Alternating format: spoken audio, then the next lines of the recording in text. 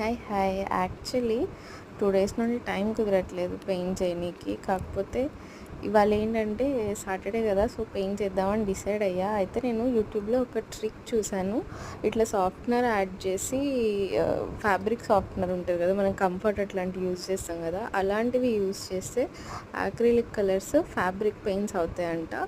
So అసలు difference ఎట్లుంటుందో చూద్దాము అని చెప్పేసి ట్రై చేద్దామని డిసైడ్ అయ్యాను.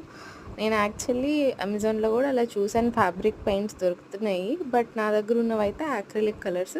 సరే వీటిని వేస్ట్ చేయడం ఎందుకని చెప్పి ముందు అది యాడ్ చేశాను.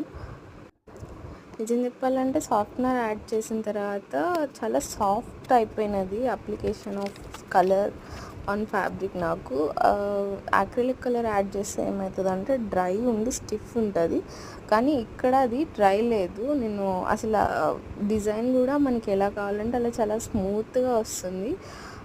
ఇంకా ఇంకా ఆగుతామో మనము. యాక్చువల్లీ నేను ఇంకా ఫస్ట్ పింక్ కలర్ ఒకటే యూజ్ చేశాను, తర్వాత స్కై బ్లూ అండ్ వైట్ కూడా తీసుకొని దానికి కొంచెం సాఫ్ట్నర్ యాడ్ చేసుకుంటూ అప్లై చేయడం స్టార్ట్ చేశాను. నాకు అసలు ఆ ఫ్లవర్ ఫీలింగ్ కూడా చాలా ఫాస్ట్ ఈజీగా అయిపోయింది.